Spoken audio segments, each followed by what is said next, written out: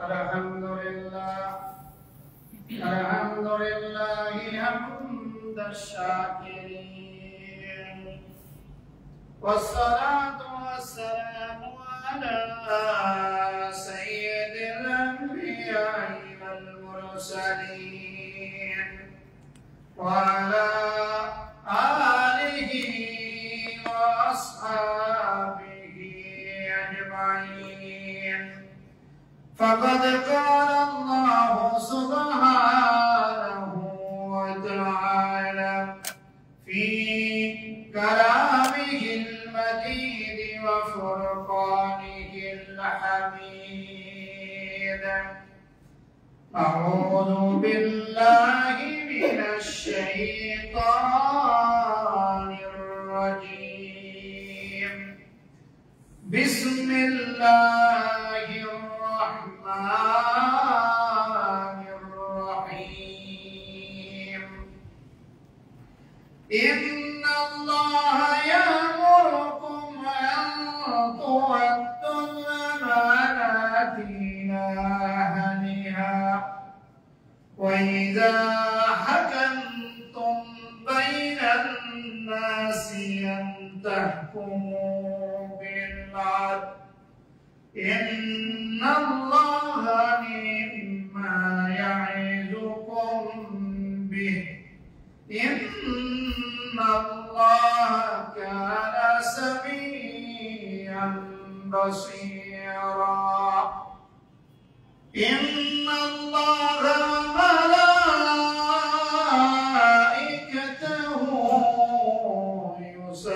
يصلون على النبي يا أيها الذين آمنوا صلوا عليه وسلموا تسليما. اللهم صل على سيدنا مولانا محمد وعلى آل سيدنا مولانا محمد.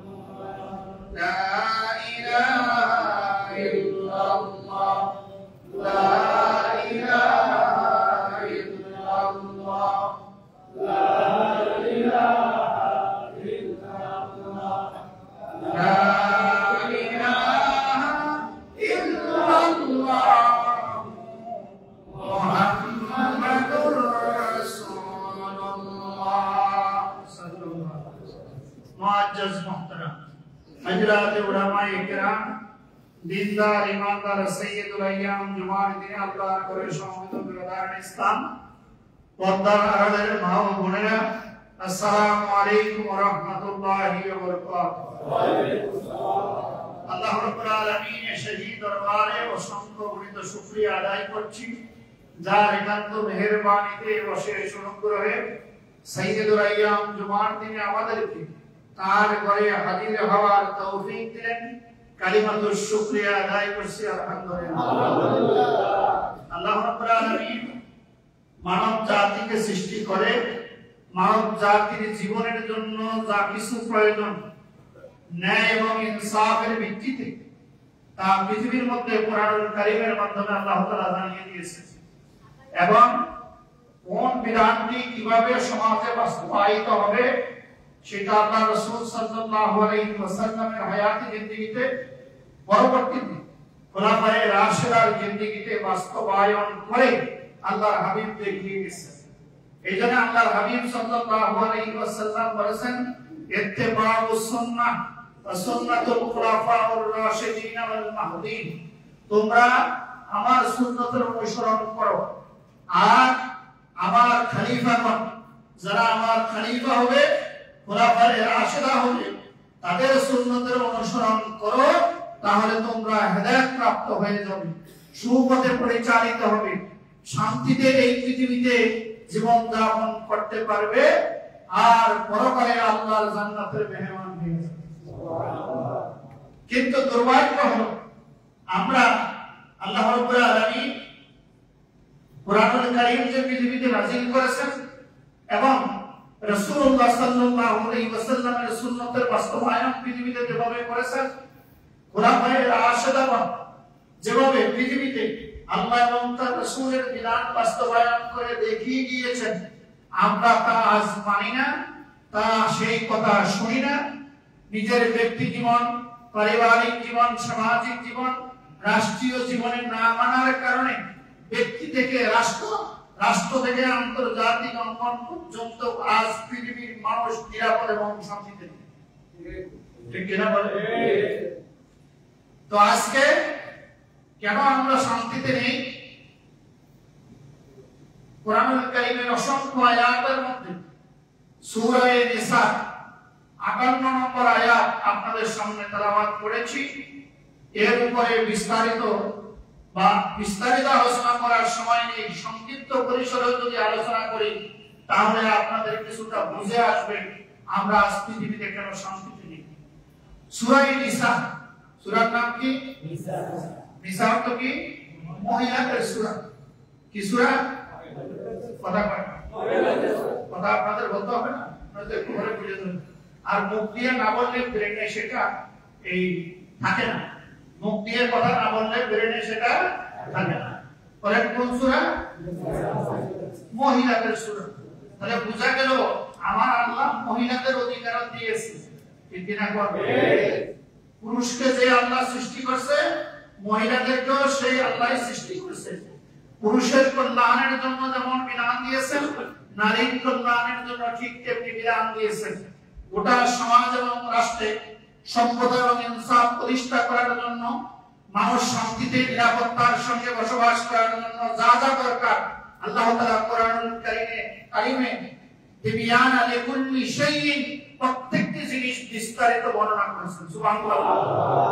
তাহলে সেই মহিলাদের সূরা ৫৮ নম্বর আয়াতে আল্লাহ তাআলা বলেন, ইন্নাল্লাহা ইয়ামুরুকুম আন তুআদ্দুল আমানাতি ইলা আহলিহা ওয়া ইযা হাকামতুম বাইনান নাসি আন তাহকুমু বিল আদল ইন্নাল্লাহা নি'মা ইয়া'iদুকুম বিহি ইন্নাল্লাহা কানা সামিআন বাসীরা। ইন্নাল্লাহা, নিশ্চয় আল্লাহ তাআলা, ইয়ামুরুকুম, তোমাদেরকে আদেশ দিচ্ছেন, আন তুআদ্দুল আমানাতি ইলা আহলিহা, যাবতীয় আমানত তার হকদারকে দিয়ে দাও। কি দিয়ে দাও?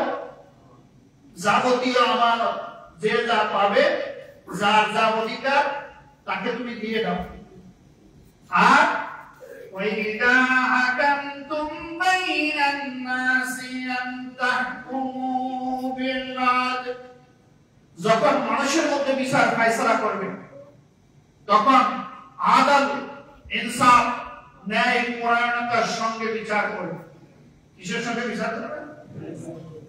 আদল, ইনসাফ, ন্যায় পরায়ণের সাথে বিচার করবে। ইন্নাল্লাহা নি'মা ইয়া'iদুকুম বিহি, আল্লাহ তাআলা তোমাদেরকে উৎকৃষ্ট ওয়াজ করছেন, উৎকৃষ্ট উপদেশ দিচ্ছেন। ইন্নাল্লাহা কানা সামিআন বাসীরা, নিশ্চয় আল্লাহ তাআলা সব কিছু শুনেন, সব কিছু দেখেন। তাহলে আসেন, এক নম্বরে আল্লাহ তাআলা কি আদেশ দিলেন? যাবতীয় হক তার পাওনাদারকে দিয়ে দাও। এক নম্বরে এটা কি আদেশ কিনা বলেন? এটাকে আল্লাহ অনুরোধ করেন, আল্লাহ তেল মালিশ করে বলেন, কথা তেল তেলা করে বলেননি, তিনি আদেশ দিচ্ছেন। কে আদেশ দিচ্ছেন? আল্লাহ। আল্লাহ যদি কোনো কিছু আদেশ দেয়, এই আদেশ রহিত করার ক্ষমতা কি নবীদের আছে? না। সবাই বলেন না। কোন রাষ্ট্রপ্রধানের আছে? না। কোন খতিব সাহেবের? না। ইমাম সাহেবের? না। হুজুর সাহেবের? না।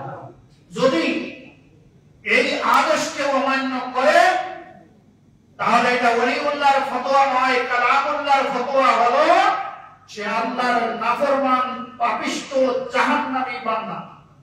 ঠিক কিনা? এই ফতোয়া কার?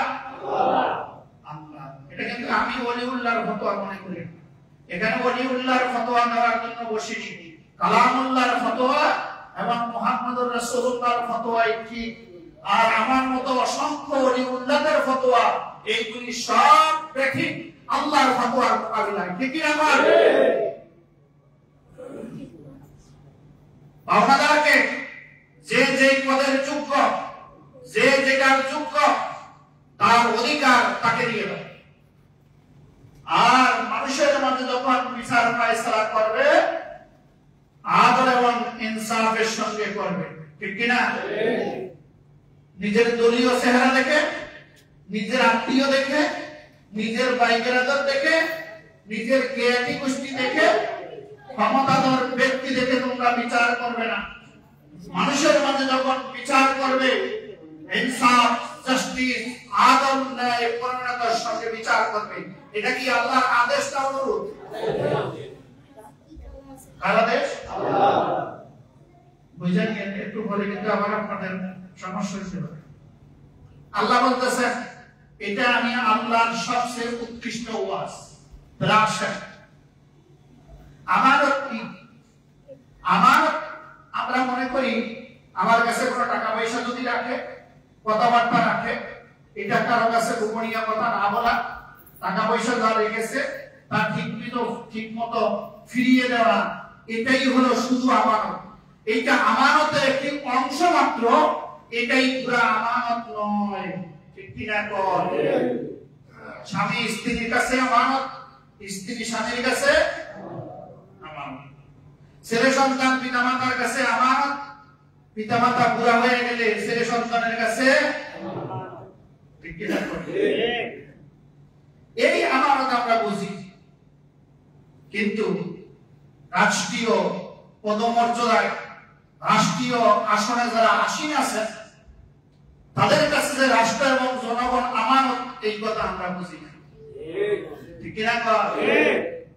তাহলে রাষ্ট্র এবং রাষ্ট্রীয় পদমর্যাদায় যারা আছেন, এই রাষ্ট্র এবং রাষ্ট্রের সম্পদ, এই রাষ্ট্রের স্বাধীনতা, সার্বভৌমত্ব, এই রাষ্ট্রের জনগণের অধিকার, এটাও তাদের কাছে আমানত।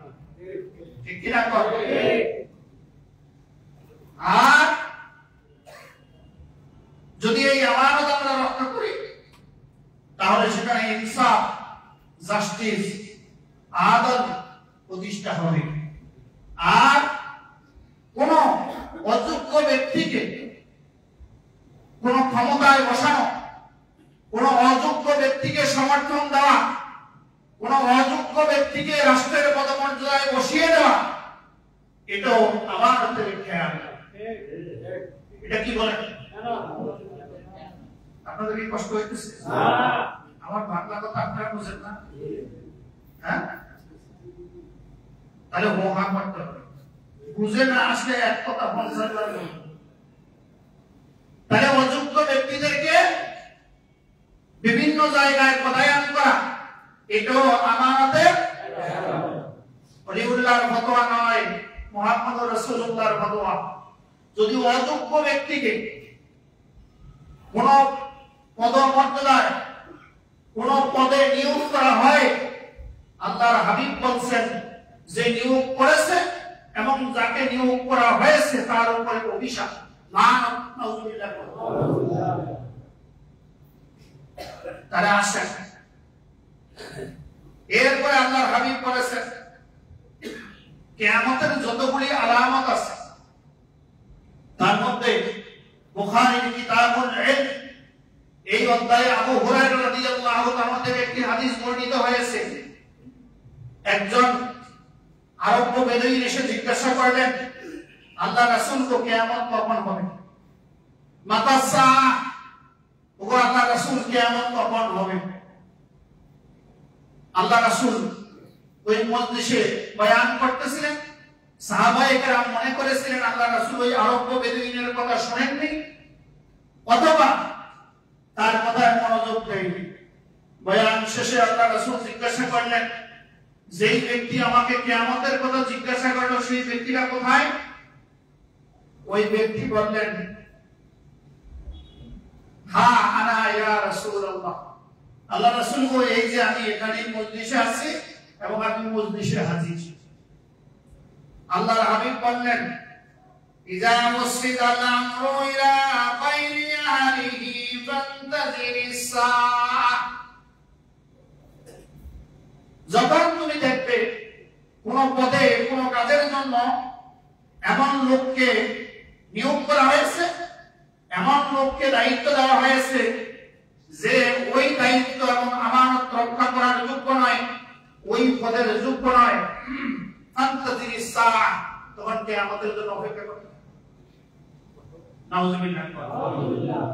তাহলে আসেন, কত নম্বর আয়াত তেলাওয়াত করেছিলাম? সূরা নিসা 58 নম্বর আয়াত, মনে আছে কি? তাহলে আসেন, এক নম্বর আল্লাহ তাআলা আদেশ দিচ্ছেন, তুআদ্দুল আমানাতি ইলা আহলিহা,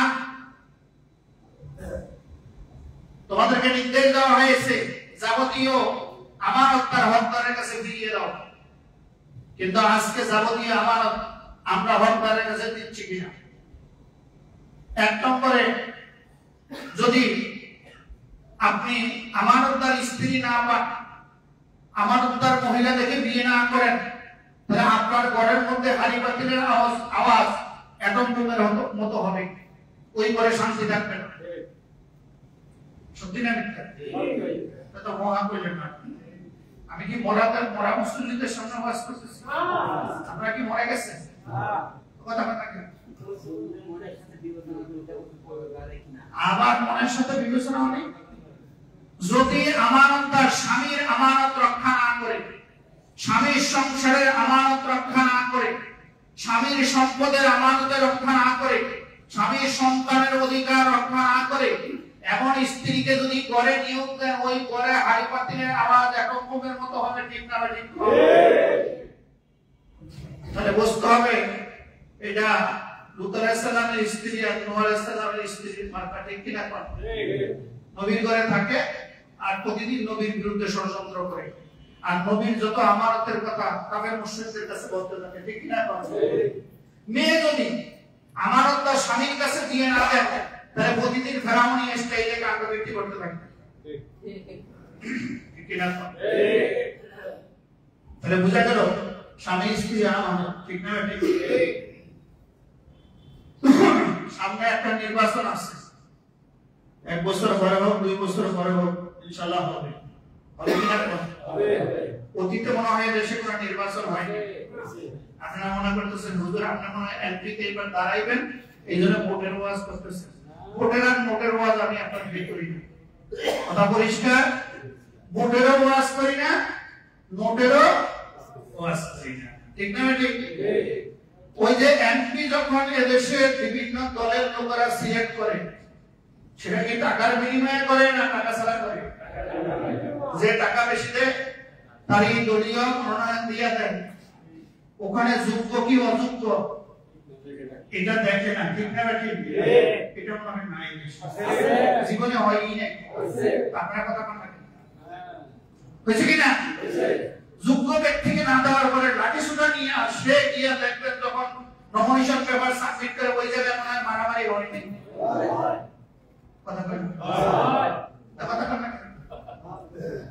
সারা বছর মাঠে ময়দানে যেই কর্মী পিটানি খাইলো, মার খাইলো, হামলার শিকার হইলো, মামলার শিকার হইলো, নমিনেশন তাকে না দিয়া ওই যে নির্বাচনের মৌসুমে আসার পরে একজন কয়েক কোটি টাকা ধরায়া দিছে আর তাকে নমিনেশনের মার্কা দিয়ে দিছে। দিছে কিনা? যেটা সারা বছর মাঠে ময়দানে জনগণের কল্যাণের জন্য ছিল না, বিভিন্ন জায়গায় ঘুষ দিয়া রাষ্ট্রের স্বার্থ হাসিল করেছে, নিজের স্বার্থ হাসিল করেছে, মালকামায়া টাকার পাহাড় বানায় দেশ থেকে বিদেশে পাঠাইছে, তাকে যদি নমিনেশন দিয়ে এমপি বানায় দেয়, তাহলে ওটা কি জনগণের আমানত রক্ষা করবে না গজব মাথা এই শাস্তি দিবে? এটা মনে হয় দেশে নাই।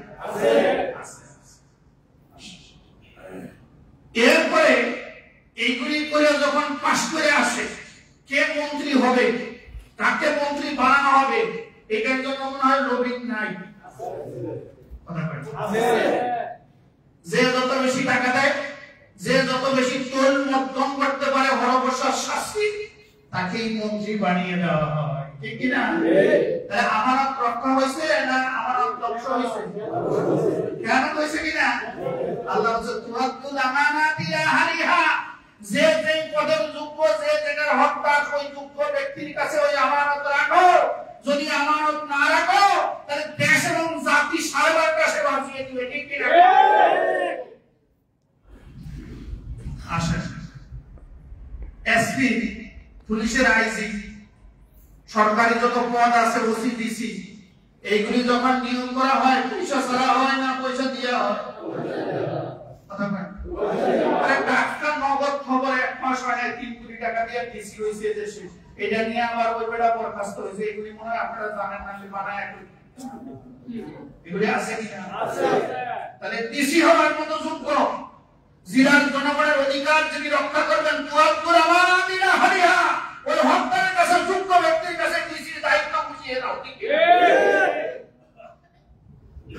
যদি যোগ্য ব্যক্তিকে তুমি ডিসির দায়িত্ব না দাও, তাহলে গোলা মাঠকে একবার মুশকুরি বানাবে, ওই বানাইতে গিয়ে একবার সরকারি টাকা আত্মসাৎ করবে, বরাদ করতে গিয়ে আবার আরেকবার আত্মসাৎ করবে। আসলে কিছুই না, যেই মাঠ সেই মাঠেই থাকবে, ঠিক কিনা? আল্লাহ বলে ইন্নাল্লাহা ইয়ামুরুকুম, আমি তোমাদেরকে আদেশ দিচ্ছি, তুয়াদ্দুল আমানাতি ইলা আহলিহা, যে যেটার হকদার যোগ্য ব্যক্তিকে তার হক বুঝিয়ে দাও, যোগ্য ব্যক্তিকে রাষ্ট্রের প্রধান করো, তাহলে দেশ, জনগণ, জাতির মধ্যে ইনসাফ হবে, ঠিক কি না? ভোট 500 টাকার বিনিময়ে ভোট কোনো দেশে বিক্রি হয় না, হয় না? না, সবাই কোন দেশে ভোট বিক্রি হয় না। ছাগলের দাম কত? 500 না 5000? আরে না, 5000 টাকা এখন ছাগল নাই। এক ছাগলই তো দেশটা খাইলো। এই যে কুরবানির সময় ছাগল কান্দা যেটা হইলো, ওইটা দিয়ে এই দেশের এই অরাজকতা শুরু হইছে। আপনারা খুশি হন আর বেজার হন, ওই বেটা মতিউর রহমান বেড়ার পুরা গেল ছাগল কিনতে, ছাগল কিনলো 15 লাখ টাকা দিয়া। ওই ক্রেতা জমাই হয়ে গেছে, বিক্রেতা জমাই হয়ে গেছে, ছাগল আজ পর্যন্ত পৃথিবীতে বেঁচে আছে, ঠিক কিনা? তাহলে বুঝা গেল ছাগল কাণ্ড দিয়ে এই জাতির অরাজকতা শুরু হয়েছে। তুমি বেটা 5 পয়সার সরকারি চাকরি করো, তোমার পোলা ছাগল কিনে কি 15 লাখ টাকা দিয়ে, এর অর্থ হলো ওই পদে যোগ্য ব্যক্তিকে না বসানোর কারণে দুর্নীতিবাজের সন্তান 15 লক্ষ টাকা ছাগল কিনে গোটা জাতিকে কুরবানির পরিবর্তে ছাগল কাণ্ডে বাঁধোয়ারা করে রেখেছে। তাহলে ছাগলের দাম যদি 15 লক্ষ টাকা হয়, আমি জিজ্ঞাসা করি 500 টাকায় আপনি বিক্রি হলেন কিভাবে? যারা 500 টাকায় যোগ্য প্রার্থীকে ভোট না দিয়া 500 টাকার বিনিময়ে ভোট দেয়, এরা ছাগলের চাইতেও নিকৃষ্ট। রাগ করেছেন? বলেন, ছাগল যেমন কাঁঠাল পাতা দেখে লোভ সামলাতে পারে না, আপনার লোভ ছাগলের চাইতেও বেশি। 500 টাকার নোট দেখার পরে আপনি যোগ্য প্রার্থীকে ভোট দেন নাই, আমাদের খেয়ানত করেছে, ওটাই অ্যান্টি মন্ত্রী হয়ে আপনার জাতি সারাটা বাঁচাবে, ঠিক কি না?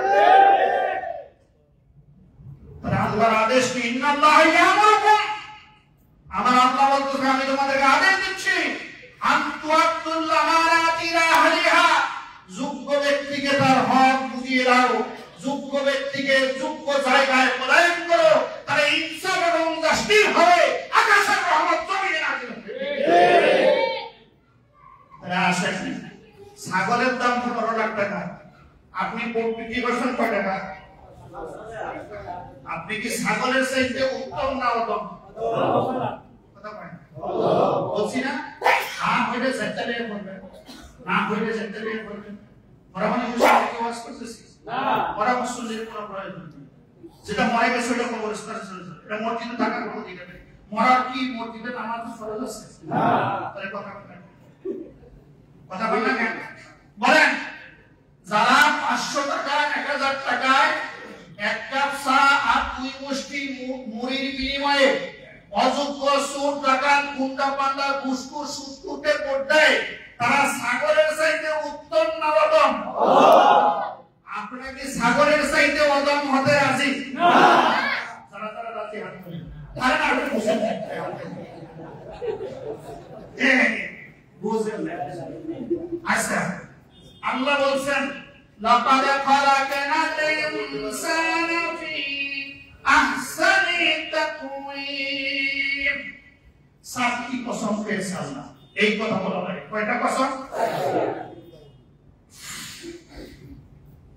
আপনি মনে রাখেন, আল্লাহ যদি কোনো বিষয়ে চারবার একবার কসম খায় এটাই যথেষ্ট, ঠিক কিনা?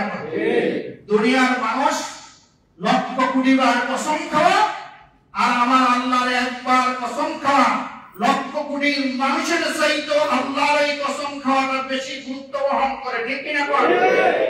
আমার আল্লাহ কয়বার কসম খাইছে?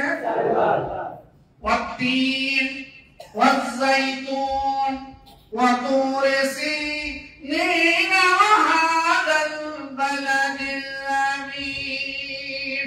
কয়বার কসম খাইছে? তিন ফলের কসম, জাইতুন ফলের কসম, তুর পাহাড়ের তুরে সিনাই কসম, পবিত্র মক্কা নগরীর কসম। তিনবার চারবার কসম খেয়ে আমার আল্লাহ বলেন আমি দুনিয়াতে সর্বোচ্চ সুরতে সর্বোচ্চ মর্যাদায় সর্বোচ্চ সম্মানে মানুষকে সৃষ্টি করেছি। আবার চারবার কসম খেয়ে আল্লাহ বলেন সুম্মা রাদাদনাহু আসফালা সাফিলিন। যেই মানুষ সর্বোত্তম মর্যাদায় সর্বোত্তম সুরতে সর্বোত্তম কাজে সর্বোত্তম আমানতদারিতে থাকবে না, সমস্ত জাতির চাইতে সে নিকৃষ্ট, সে ছাগল এবং পাগলের চাইতে খারাপ। তাহলে সাগরের চাইতে যারা ভোট বিক্রি করে 500 টাকা, যোগ্য ব্যক্তি না দেখে, আল্লাহওয়ালা না দেখে, আমানতদার না দেখে, আল্লাহর জমিনে ইনসাফ এবং জাস্টিস যারা কায়েম করবে তাদেরকে বাদ দিয়ে নোটের বিনিময়ে যারা ভোট বিক্রি করে ফেলে তারা সাগরের চাইতে নিকৃষ্ট। আপনারা কি নিকৃষ্ট হইতে রাজি? জোরে কোন রাজি? আচ্ছা বলেন তো, কথার কথা বলছি, আল্লাহ রাসূল একদিকে কোর্টে দাঁড়িয়েছে, আবু জাহেল একদিকে দাঁড়াইছে। আপনি মুখে মুখে আল্লাহ রাসূলকে খুব মহব্বত করেন, ভোট দেওয়ার সময় আবু জাহেলকে দিচ্ছেন, আপনি কি মুসলমান না কাফের? কেন সারা বছর নামাজ পড়লেন, রোজা রাখলেন, খালি একটা ভোট দেওয়ার কারণে কাফের হয়েছেন? ভোট দেওয়ার অর্থ হলো আপনি তাদের সমর্থন করেছেন, ঠিক কিনা বলেন? চোর গুন্ডা ডাকাত, জাতির সম্পদ আত্মসাৎকারী, দেশের টাকা বিদেশে পাচারকারী, এদেরকে যখন আপনি ভোট দিচ্ছেন সে যত অপকর্ম করবে আর এই অপকর্ম জমিনে যতদিন থাকবে এই অপকর্মের গজব আপনার উপরে পড়বে। তাহলে বোঝা গেল নোট দেখে নোট দিয়ে ভোট দেওয়া যাবে না। ভোট কাকে দিতে হবে? থানার ওসি যদি পয়সা দিয়ে আপনি নিয়োগ করে দেন, পুষ্পুষ দিয়ে ও ওসি সাহেব পয়সা কারে ধরবে, কারে মারবে, কারে পিটাইবে, কারে মিথ্যা মামলা দিবে, কারে মিথ্যা মামলার নাটক সাজাবে, এগুলি মনে হয় নাই। কেন হয়েছে? ঘুষ করে নিয়োগ দেওয়া হয়েছে, এর এই পদের যোগ্য না। আবার এমন ওসিও আছে যারা জনগণের ঘুষ খায় না, তার যুগ করে ইনসাফ এবং জাস্টিস ওই সমাজে কায়েম করেছে, ঠিক কি না? তাহলে আল্লাহ তাআলা বলতেছেন ইন্নাল্লাহা ইয়ামুরুকুম, আমি তোমাদেরকে আদেশ দিচ্ছি আনতুআদ্দুল আমানাতি ইলা আহলিহা, যোগ্য ব্যক্তির হক তার কাছে পৌঁছে দাও। তাহলে আমরা রাজি কিনা এই কাজটা করি? ইনশাআল্লাহ। ওয়া ইযা হাকামতুম বাইনান নাসি আন তাহকুমু বিল আদল, যখন মানুষের মাঝে তুমি বিচার করবে তখন ইনসাফপূর্ণ, জাস্টিসপূর্ণ, ন্যায়পরায়ণ বিচার তুমি করবে। চেহারা দেখে, মুখ দেখে, দল দেখে, পদ দেখে, ধনী দেখে, গরিব দেখে, নিজের লোক দেখে, আত্মীয় স্বজন দেখে তুমি বিচার করবে না।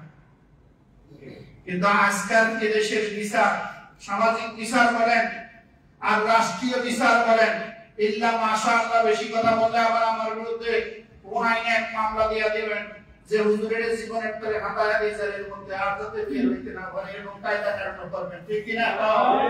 কত হুজুরের ঢুকাইছেন, কত হুজুরের জেলের মধ্যে ঢুকাইছেন, ওই হুজুরের জেলে নাই, যারা ঢুকাইছেন তারা দেশে নাই, ঠিক কি না?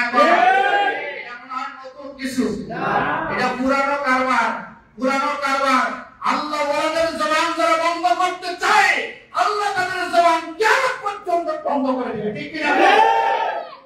আল্লাহ ওয়ালাদের উপরে যারা নির্যাতন স্টিমুলা চায়, মানবতাকে বিধ্বস্ত করতে চায়, কোরআনের কণ্ঠকে স্তব্ধ করে দেয়, ইনসাফপূর্ণ বিচার আর সামাজিক ভাবে আছে কি না? কোন আছে নাই? সমাজে যদি বিচারে যান, কে আমার দলের লোক, কে আমার ঘরের লোক, কার সাথে আমার সম্পর্ক আছে, কে আমাকে টেবিলের নিচ দিয়া নোট দড়ায়া দেয়, বিচার তার পক্ষে রায় হয়, ঠিক কি না? কি বাড়িয়ে বলেছি না? না, সমাজে আছে। রাত্রে গিয়া মাদ্রাসার সাথে দেখা করবেন, দেখা করে যদি আপনি ঠিক মতো নোট দড়ায়া দিয়ে আসতে পারেন তাহলে বিচারের রায় উল্টে যায়, ঠিক কি না? এরকম ঘটনা নাই? তাহলে আল্লাহ তাআলা কি বলতেছেন? ওয়াইদা হাকামতুম বাইনান নাসি আন তাহকুমু বিল আদল, মানুষের মাঝে যখন বিচার করবে ইনসাফের সঙ্গে, ন্যায় নীতির সঙ্গে তুমি বিচার করবে, কোন চেহারা দেখে, আত্মীয়-স্বজন দেখে, ধনী দেখে, গরীব দেখে তুমি বিচার করবে না, বিচার হবে ইনসাফ এবং ন্যায়ের ভিত্তিতে, ঠিক কি না? আল্লাহ তাআলা বলেন, কে বলে? আল্লাহ। জোরে বলেন, কে বলে? আল্লাহ। আল্লাহর কথার মধ্যে ভুল আছে না? জোরে বলেন, সন্দেহ আছে না?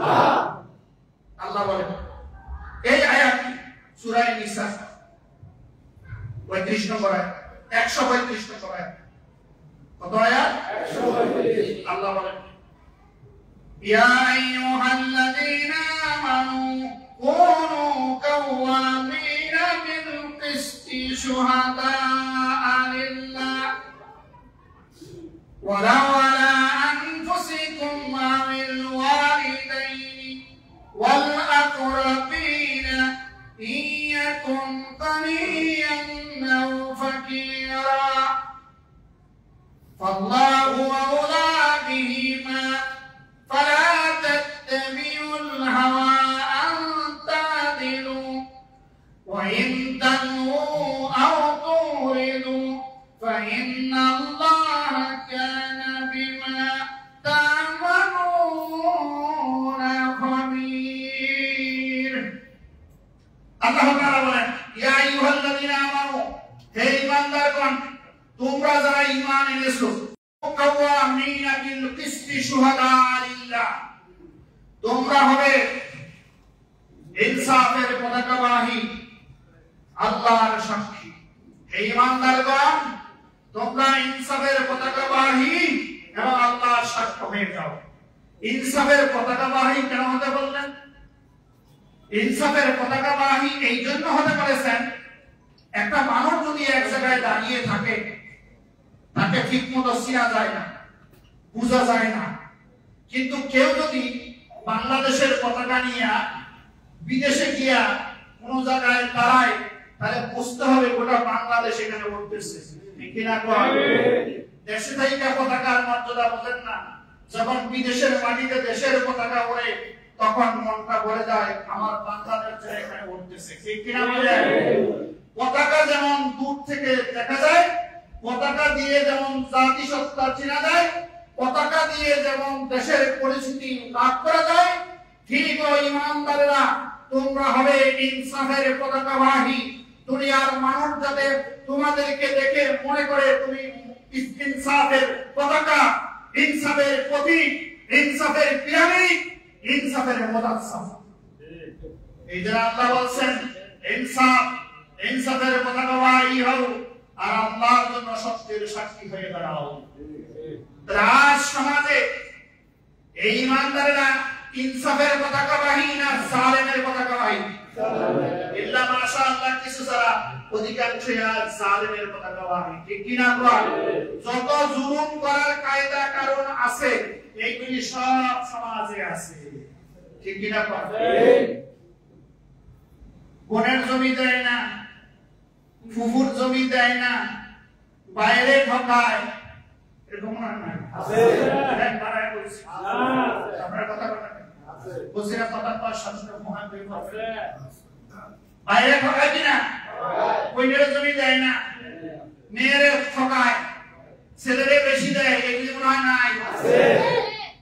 এই জন্য আল্লাহ হাবিব বলছে ইত্তাকিল্লাহ, ইত্তাকুল্লাহ, আল্লাহকে ভয় করো, আনতাদিলু আওলাদিকুম, আল্লাহকে ভয় করো, আর সন্তানদের মধ্যে ইনসাফ এবং জাস্টিস কায়েম করো। তো আল্লাহ বললেন তুমি ইনসাফের ন্যায় নীতির পতাকা বাহির হবে, দুনিয়া দেখে তোমাকে চিনবে, আর আল্লাহর জন্য সত্যের সাক্ষ্য হবে, মিথ্যার কোনো সাক্ষ্য তুমি হবে না। যারা মিথ্যা সাক্ষ্য দেয় তারা আল্লাহর গোলাম নয়, তারা হয় ইবলিসের দালাল। এরকম মনে হয় না? ওকে গিয়া বলে যে ওই গেলে সাক্ষী দিতে গেলে ওই জজ সাহেব বা কোর্টের পেশকার বা বই পড়ে এটা করে না, তো বলে যাহা বলিব সত্য বলিব, মিথ্যা বলিব না, মনে মনে বলে যাহা বলিব মিথ্যা বলিব, মগর সত্য বলিব না, ঠিক কি না? মুখে পড়ে এইটা, বাস্তবে করে কোনটা? মিথ্যা সাক্ষী দেয়। তোরা জিজ্ঞাসা করতেছে ওই ঘটনাটা যে ঘটনা ঠিক কিনা, ঠিক আপনি কইছিলেন, আমি ওই জায়গায় উপস্থিত ছিলাম না, তো আপনি যে উপস্থিত ছিলেন না ঘটনা ঠিক, আপনি কেমন বুঝতে পারবেন? ঘটনা ঘটার পরে 5 বছর পরে আপনার জন্ম হয়েছে, আপনি এটা সাক্ষ্য কিভাবে হয়েছেন? এরকম ঘটনা মনে হয় না? আল্লাহ তাআলা বলতেছেন ইনসাফের পতাকা বাহি কোথায় হবে? ওয়ালা ওয়ালা আনফুসিকুম আমিল ওয়ালিদাইনি ওয়াল আকরাবিন,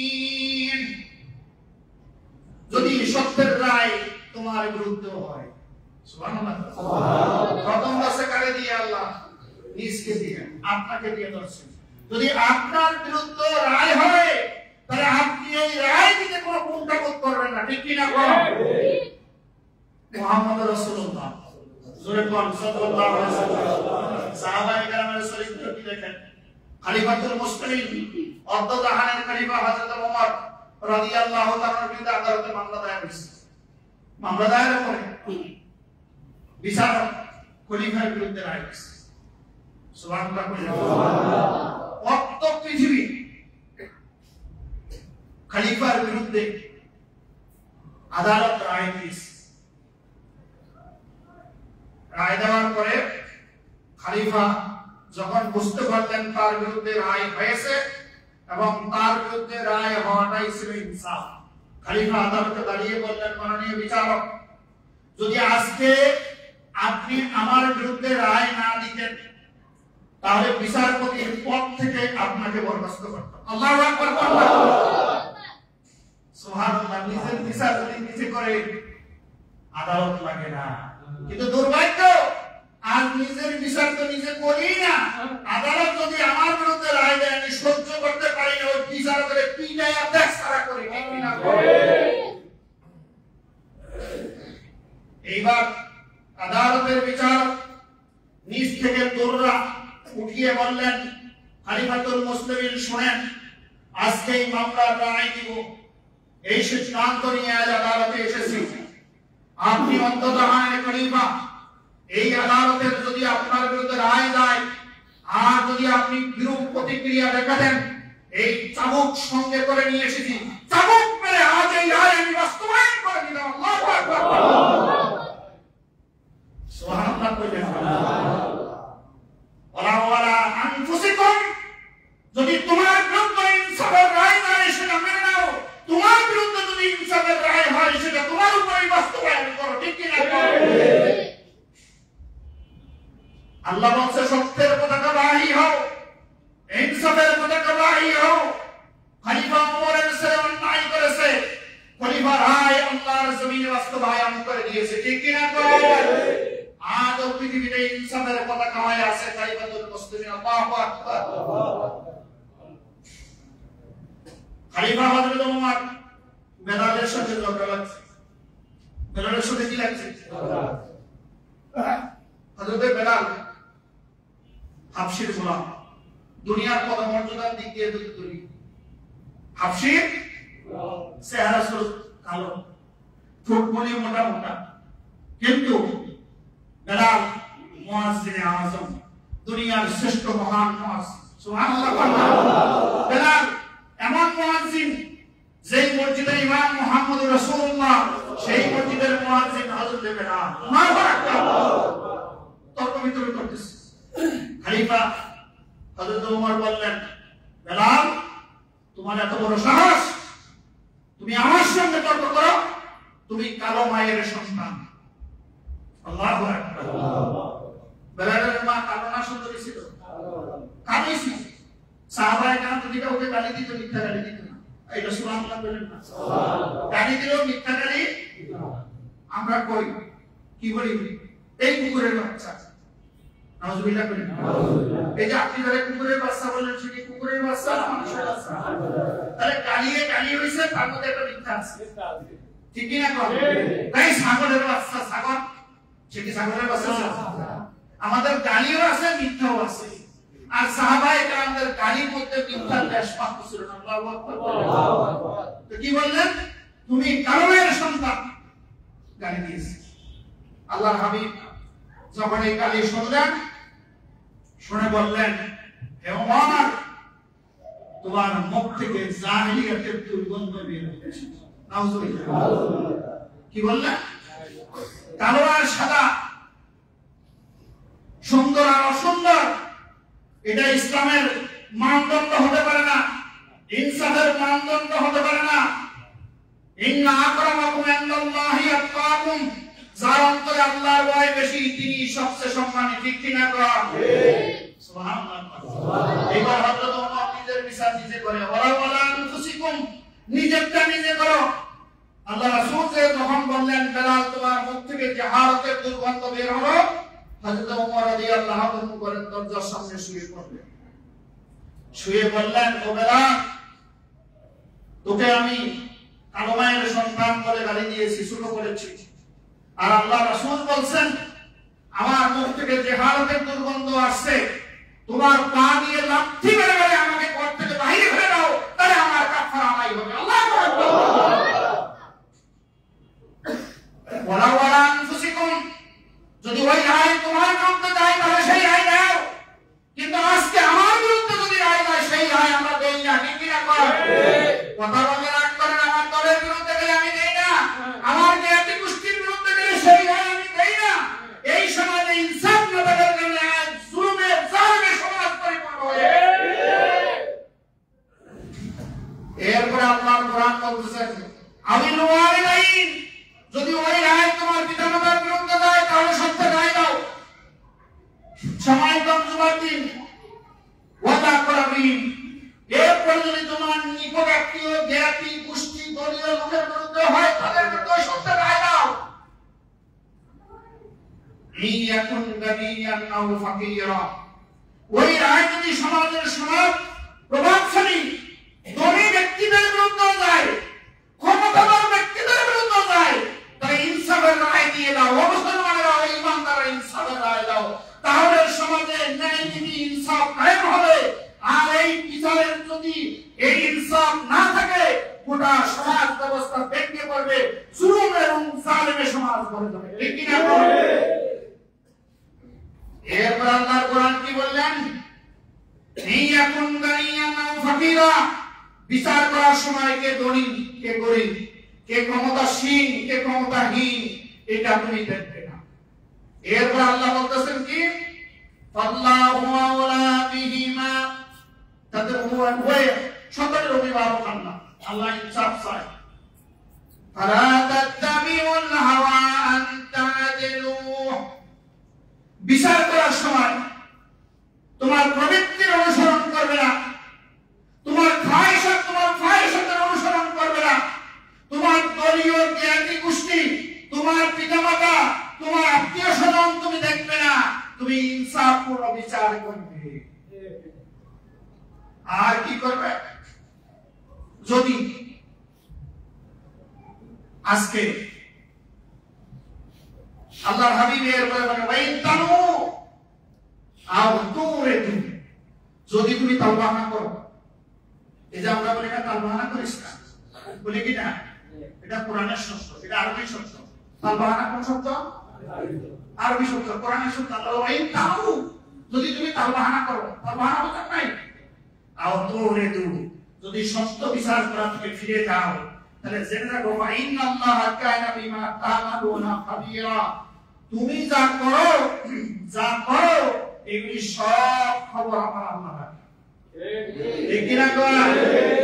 এই জন্য আল্লাহর হাবিব বলেছেন বিচারক তিন প্রকার। কয় প্রকার? জোরে বল। তিন প্রকার। কয় প্রকার? তিন প্রকার। দুই প্রকার বিচারক জাহান্নামী, এক প্রকার বিচারক জান্নাতি। আপনি কোন কাতারে থাকবেন এই সিদ্ধান্ত আপনাকে নিতে হবে। কয় প্রকার জাহান্নামী? জোরে কয় প্রকার? জান্নাতে কয় প্রকার? এক প্রকার বিচারক হলো আল্লাহর হাবিব বলেছেন তার কাছে বিচার দায়ের করা হয়েছে, মোকদ্দমা দায়ের করা হয়েছে, সে সত্য মিথ্যা পার্থক্য করতে পারে নাই, সত্য মিথ্যা বুঝে নাই, আন্দাজে রায় দিয়েছে। আল্লাহ হাবিব বলছে না বুঝে যে বিচারক রায় দিল সে জাহান্নামী। আর এক প্রকার বিচারক হলো দ্বিতীয় প্রকারের বিচারক, তার কাছে মোকদ্দমা দায়ের করা হয়েছে, মোকদ্দমা দায়ের করার পরে সে সত্য এবং মিথ্যা বুঝেছে, সত্য এবং মিথ্যা বুঝেছে। টেলিফোনের সাথে হোক, দলীয় সাথে হোক, কারো থ্রেড হুমকিতে হোক, তার রাষ্ট্রীয় পদমর্যাদা দেখে হোক, অথবা টেবিলের নিচের নোটের কারণে হোক, বুঝেছে সত্য, রায় দিয়েছে মিথ্যা, সত্য বুঝেছে মিথ্যা রায় দিয়েছে। আল্লাহর হাবিব বলেন সেও জাহান্নামী। আরেক প্রকার বিচারক, তার কাছে যখন মামলা দায়ের হয় তিনি সত্য বুঝেছেন, সত্য মিথ্যা হক এবং বাতিলের পার্থক্য করেছেন, বাতিলকে সরে ফেলেছেন, হকের পক্ষে ইনসাফের পক্ষে রায় দিয়েছেন। আল্লাহর হাবিব বললেন এই বিচারক হলো জান্নাত। কিয়ামতের ময়দানে আল্লাহ রাব্বুল আলামিন তাকে আরশে আজিমের নিচে মেহমান বানায় দিবেন। আল্লাহু আকবার। হাউজে কাউসার থেকে আল্লাহ রাসূল তাকে বানিয়ে দিবেন। তাহলে কি আপনি ইনসাফপূর্ণ বিচারক হইতে চান, না নিজের চেহারা দেখে ভাইবেলা দলীয় গোষ্ঠীয় আত্মীয় স্বজন বাপ মা কি সম্পদশালী ক্ষমতা থেকে রায় দিবেন?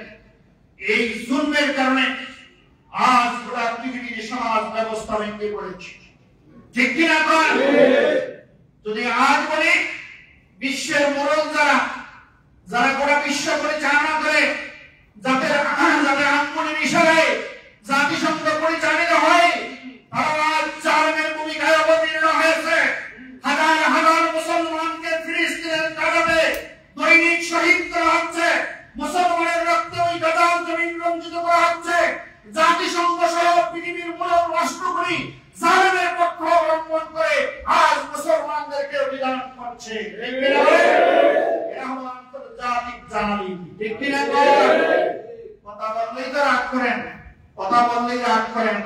মুসলমান ইনসাফের পতাকা বাহী, কোন জালেমের পক্ষে মুসলমান সমর্থক হতে পারে না। ঠিক কিনা? আন্তর্জাতিক জালেম থেকে শুরু করে এরপরে মহাদেশীয় জালেম, দেশীয় জালেমের আজ দুনিয়া ভরে গেছে। ইনসাফ নেই, জাস্টিস নেই, আর পৃথিবীর দুর্নীতি মানবতা লঙ্ঘিত হচ্ছে। ঠিক কিনা? তাহলে কোন মুসলমান জালেম বিচারক হতে পারে না। দুই ভাই ঝগড়া লাগে, বাপ চাচার ঝগড়া লাগে, বাপে চাচার জমি দখল করছে। আপনি বাপের পক্ষে না চাচার পক্ষে? চাচার পক্ষে। এটা কিছু চাচা গাড়ি নিয়ে ফিরে চাচার মাথা ফাটায় ফেলাইছে, চাচারের বাইন দেওয়া বাংলা মুকদ্দমা হাজির করেছে। কত সুফিয়ে আজম এদেশে দেখলাম, সৎমার নামে বাড়ি ছিল, এদেশের সচিব ছিল, সৎমারের জেলের মধ্যে বইয়া সে মক্কা শরীফ হজ করতে গেছে। সৎমারে পিটায়া, সৎ ভাই থেকে পিটায়া জেলের মধ্যে ভরে ক্ষমতার দাপটে আপনি হজ করতে গেছেন, আপনার হস্ত কবুল হয়ে গেছে? কথা কয় না। আসলে আপনাদের সামনে ওয়াজ চলবে, আপনারা প্রমাণ ঠিক মতো বলতে পারেন, সত্য মিথ্যা পার্থক্যটা আপনারা এখনো বুঝেন নাই। মারে ভাইরে তার সম্পত্তি থেকে এই বঞ্চিত করে, পিটায়া বাড়ি ছাড়া করে, ক্ষমতার দাপটে জেলের মধ্যে পড়ে, যদি হজ করতে যান হজ কবুল হয়ে গেছে? ইয়া রাসূলুল্লাহকে সালাম দিবেন, কিয়ামতের ময়দানে আপনাকে শাফায়াত করবেন। কোন জালিমকে কিয়ামতের ময়দানে আল্লাহ রাসূল শাফায়াত করিবেন। আসেন, আপনারা কি জালেম হবেন না ইনসাফের পতাকা বাহিনী? আল্লাহু আকবার। ইনসাফের পতাকা বাহিনী হবেন কিনা? পতাকা কারে বলে? বহু দূর থেকে পতাকা দেখা যায়, ঠিক কিনা?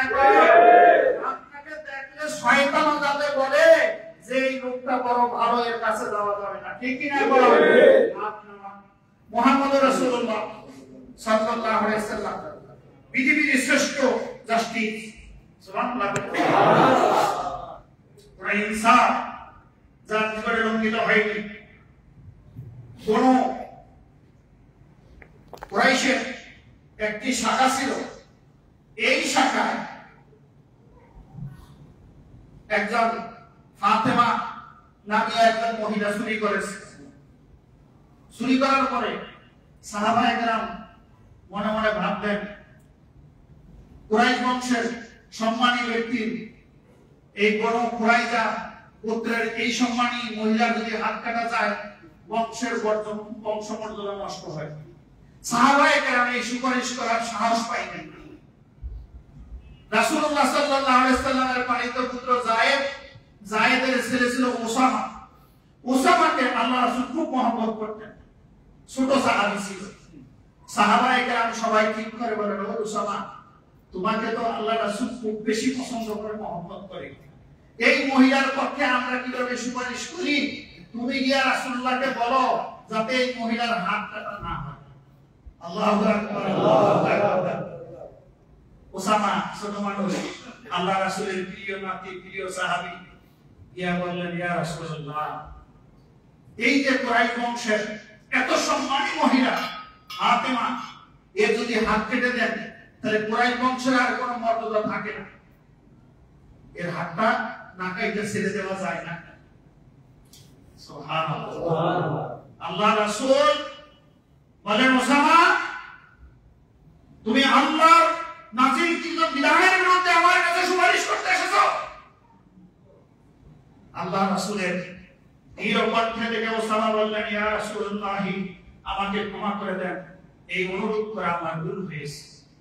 আল্লাহর হাবিব ঘোষণা করলেন, দুনিয়ার মানুষেরা, আমার সাহাবীরা শোনো, এই কোন কুরাইশ গোত্রের খুজাইমা গোত্রের ফাতিমা ব্যক্তি না হয়ে, মহিলা না হয়ে, যদি মুহাম্মদ রাসূলুল্লাহর কন্যা ফাতিমা হতো, তাহলে আমরা আল্লাহর বিধানের অনুযায়ী কেটে দিতাম। আল্লাহু আকবার। কথা বললেই রাগ করে না। ইসলামকে বলেন ইসলাম নাকি মানবতা বিরোধী? ইসলাম হলো মানবতার পতাকাবাহী, ইনসাফের পতাকাবাহী, ধর্মের নাম আল্লাহু আকবার। আজকে লাউ চুরি, কুমড়া চুরি, কদু চুরি, আর সাদের উপরে পুরান কাপড় চুরির বিচারে দেশে হয়। রাষ্ট্রের লক্ষ লক্ষ কোটি টাকা যারা চুরি করে, এদের কোনো বিচারের খবর নাই। যখন যেই দল ক্ষমতায় থাকে, দুদক তারে ধরে না, আর যেই দল ক্ষমতার থেকে যায়, দুদক খালি তারই ভিজে ভিজে ভাই পায়, ঠিক কি না? বন্ধুটা আবার দুদক আমার পিছনে না, ঠিক কি না? আমার পিছনে লাগছিল, বহুত দিন করছে। আমি বইটা দিয়েছিলাম, দুদক সাহেব, যদি আপনার কোনো কাম না থাকে তাহলে শাহওয়ালিউল্লাহর পিছনে ঘোরেন, আর যদি কাম থাকে তাহলে আমার পিছনে দুই আর লাভ নাই। আমি এমন এক ব্যক্তি, এই রাষ্ট্রের 1 টাকা শাহওয়ালিউল্লাহ কোনোদিন খাই নাই, রাষ্ট্রের কোনোদিন আমি অপমান করি। আমার পিছনে আপনি কেন করেন? এরপরে এই মসজিদে এসে খবর নিছি, আমি এই মসজিদ থেকে খতিবগিরি করে কয় টাকা নিই, এই কমিটি সাক্ষী। আজ পর্যন্ত এই কমিটির লোকেরা যে আব্দুল হাসান ভাই, বিশিষ্ট মুক্তিযোদ্ধা, ঢাকা বিভাগীয় মুক্তিযোদ্ধার কমান্ডার, এই মসজিদের আমি আসার পর থেকে সভাপতি, আমি 1 টাকা মসজিদ থেকে নিই, ঠিক কি না? ঠিক কি না? 1 টাকা আমি মসজিদ থেকে নিয়ে দুদকে এনে আমি মসজিদ থেকে কয় টাকা নিছি আপনার কাম নাই রাষ্ট্রের হাজার হাজার লক্ষ লক্ষ কোটি টাকা পাচার হইলো দুদক সাহেব আপনি তারে বুঝতেন না আমি মৌলভী এই মসজিদ থেকে 1 টাকা নেই না আমার ভিসা আপনি গাড়ি করেন ঠিক কি না কর এই আকামে দেশে বুঝছে কি না মুসলমানেরা সর্বশেষ কথা হলো ইনসাফের পতাকা বাহিমান জাস্টিসের পতাকা বাহিমান তাহলে সমাজে শান্তি শৃঙ্খলা প্রতিষ্ঠা হবে আর যদি ইনসাফ এবং জাস্টিসের পতাকা বাহি না হন তাহলে জুলমে গোটা সমাজ ভরে যাবে এই সমাজ থেকে জুলমের উৎখাতের জন্য আমাদের প্রত্যেককে ইনসাফের পতাকা বাহি হতে হবে ঠিক কি না পরে বাহিরের সমাজে রাষ্ট্রে আন্তর্জাতিক অঙ্গনে ইনসাফ প্রতিষ্ঠা করতে হবে ইনসাফের পক্ষে থাকতে হবে সর্বশেষ আল্লাহ রাসূলের একটি কথা দিয়ে শেষ করতে চাই আল্লাহ রাসূল বলেন লা ঈমান লিমান লা আমানাতা লা ঈমান লিমান লা আমানাতা লাহু যার মধ্যে আমানতদারিতা নাই তার মধ্যে ঈমান নেই এটা ওলিউল্লাহর ফতোয়া না এটা মুহাম্মদুর রাসূলুল্লাহর ফতোয়া কোনটার ফতোয়া এটা আপনারা কি আমি বেইমানদার কো একই যাবো দরকার নাই এটা মুহাম্মদুর রাসূলুল্লাহ কইছে মুহাম্মদুর রাসূলুল্লাহ দিয়ে পারলে কি করে দেখি আপনার কত সাহস আছে আল্লাহ রাসূলের বিরুদ্ধে একটা কথা বলেন এই সমাজে আপনার জিহ্বায় বসে মুসলমানরা ছিঁড়ে গেবে ঠিক না আল্লাহ রাসূল বলেন লা ঈমান লিমান লা আমানাতা লাহু তার ঈমান নেই যার মধ্যে আমানতদারিতা নেই পরিবার থেকে রাষ্ট্র পর্যন্ত যে যেখানে আছে আমানতদারিতা রক্ষা না করে এটা বেঈমান এটা মুহাম্মদ রাসূলুল্লাহর ফতোয়া ওয়ালা দীনান লিমান লা আহাদা লাহু তার মধ্যে দ্বীন নাই তার মধ্যে ইসলাম নাই তার ওয়াদা খারাপ ঠিক ঠিক কিনা কর ওয়াদা খারাপ করা তো ছোট ছোট কথা না সবাই দেখছেন ওয়াদা খারাপ করা কি খারাপ মুনাফিকদের আলামত আল্লাহ তাআলা এই কথাগুলি আমাকে আপনাদের সকলকে আমল করার তৌফিক দান আমিন